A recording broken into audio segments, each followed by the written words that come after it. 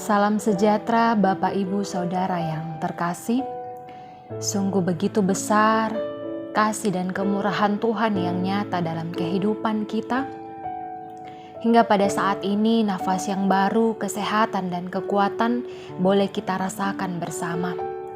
Dan kita boleh diberikan kesempatan kembali untuk bersama mendengarkan firman Tuhan dalam renungan harian Rabu 23 November 2022. Mari bersama kita berdoa.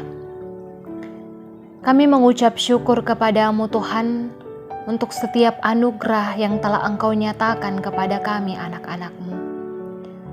Engkau begitu setia untuk memelihara dan menuntun kehidupan kami anak-anak-Mu hingga pada saat ini. Sungguh nyata kasih-Mu kepada kami. Kami boleh merasakan begitu banyak mujizat-mujizat dalam kehidupan kami. Nafas yang baru Tuhan Engkau nyatakan bagi kami. Berkatilah kami semua anak-anak-Mu dalam menjalani sepanjang kehidupan ini. Firman-Mu akan kami baca dan kami renungkan bersama, akan menguatkan iman kami. Roh Kudus senantiasa bekerja di dalam diri kami, agar kami pun boleh memahami firman ini dengan baik dan boleh memperlakukannya dalam kehidupan kami. Ampunkan segala dosa kami yang melawan kehendak-Mu. Di dalam nama Yesus Kristus, itulah Tuhan dan Juru Selamat kami. Amin. Mari bersama membuka Alkitab kita dari kitab Yeremia, pasal 3, ayat 6 sampai ayatnya yang ke-14. Firman Tuhan, Israel dan Yehuda diajak kembali kepada Tuhan. Tuhan berfirman kepadaku dalam zaman Raja Yosia, "Sudahkah engkau melihat apa yang dilakukan Israel?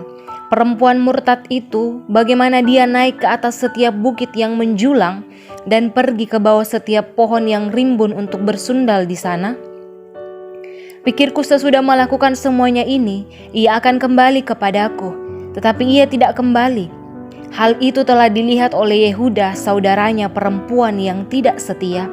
Dilihatnya bahwa oleh karena zinahnya, aku telah menceraikan Israel, perempuan murtad itu, dan memberikan kepadanya surat cerai. Namun Yehuda saudaranya perempuan yang tidak setia itu tidak takut, melainkan ia juga pun pergi bersundal dengan sundalnya yang sembrono. Maka ia mencemarkan negeri dan berzina dengan menyembah batu dan kayu. Juga dengan semuanya ini Yehuda saudaranya yang tidak setia itu tidak kembali kepadaku dengan tulus hatinya, tetapi dengan pura-pura. Demikianlah firman Tuhan. Dan Tuhan berfirman kepadaku, Israel perempuan murtad itu membuktikan dirinya lebih benar daripada Yehuda perempuan yang tidak setia itu.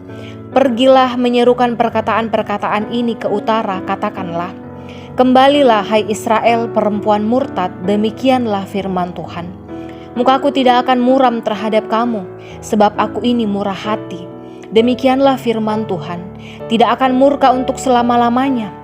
Hanya akuilah kesalahanmu, bahwa engkau telah mendurhaka terhadap Tuhan Allahmu, telah melampiaskan cinta berahimu kepada orang-orang asing di bawah setiap pohon yang rimbun dan tidak mendengarkan suaraku. Demikianlah firman Tuhan. Kembalilah hai anak-anak yang murtad, demikianlah firman Tuhan, karena aku telah menjadi tuan atas kamu. Aku akan mengambil kamu seorang dari setiap kota dan 2 orang dari setiap keluarga dan akan membawa kamu ke Sion. Amin. Sahabat renungan yang terkasih, tema perenungan kita pada saat ini adalah janji yang pasti. Seringkali kita mendengar atau mengucapkan janji palsu. Ungkapan itu diucapkan ketika orang kecewa karena merasa janji yang diberikan atau diucapkan atau diterima tidak ditepati atau tidak akan bisa ditepati di kemudian hari. Lawan kata dari janji palsu ini adalah janji yang pasti. Tentunya bahwa kita semua berharap pada janji yang pasti, bukan pada janji-janji palsu yang hanya memberikan kita harapan palsu. Begitulah yang dilakukan oleh Tuhan. Tuhan memberikan janji kepada bangsa Israel. Janji Tuhan itu tentunya bukan janji palsu atau tanpa bukti. Melainkan janji Tuhan ini adalah janji yang pasti, yang tentunya akan terjadi dan dinyatakan Tuhan kepada umatnya. Bukan hanya itu saja Bapak Ibu Saudara yang kekasih, mereka juga akan kembali ke negeri mereka yaitu Sion atau Yerusalem. Bagi bangsa Israel yang sedang mengalami pergumulan berat pada saat itu, tentu berita dan janji ini akan menjadi kekuatan dan harapan besar bagi mereka untuk segera terjadi. Dapat dibayangkan bagaimana kecewanya bangsa ini jika seandainya janji itu hanya sebatas janji palsu. Mereka diberikan harapan yang palsu. Karena harapan mereka adalah supaya mereka segera dilepaskan dari penderitaan yang sedang dialami. Tuhan tidak pernah kecewa. Janjinya adalah penghiburan bagi Israel, agar mereka ini kembali memiliki semangat dan pengharapan baru. Bahwa sesungguhnya Tuhan tetap memperdulikan mereka di balik semua kesalahan yang mereka lakukan. Demikian pula dengan kita, sahabat renungan. Jika sedang dalam pergumulan dan kesulitan hidup, janji Tuhan itu terus berlangsung dalam kehidupan kita. Dia akan menuntun dan menolong jika kita tetap setia, taat, berharap kepadanya. Karena itu seberat apapun Bapak Ibu Saudara masalah dan persoalan hidup yang kita alami, tetaplah percaya pada janji Tuhan, tetaplah andalkan Tuhan dalam kehidupan kita. Janji Tuhan adalah janji yang pasti. Amin. Mari berdoa. Kami senantiasa meyakini keberadaan kami pada saat ini. Semua adalah bukti nyata Engkau begitu mengasihi kami anak-anak-Mu.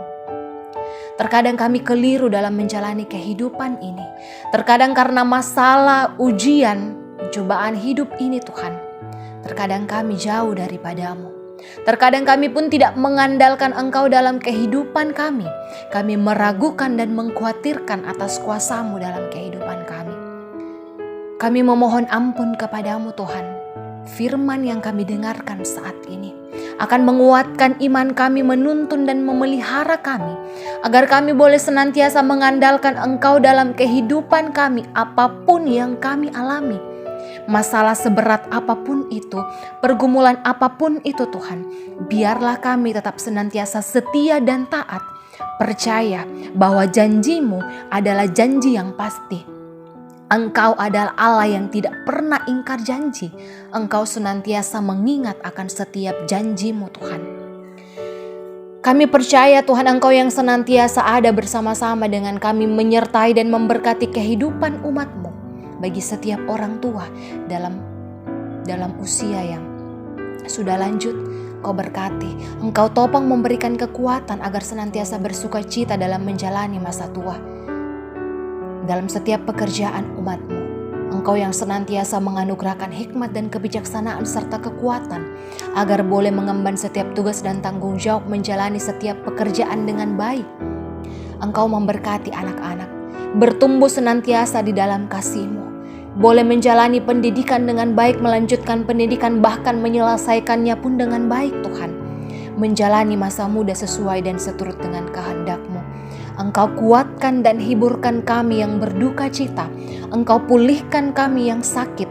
Engkau topang beri kekuatan kami dalam menjalani kehidupan ini untuk menghadapi setiap pergumulan hidup kami.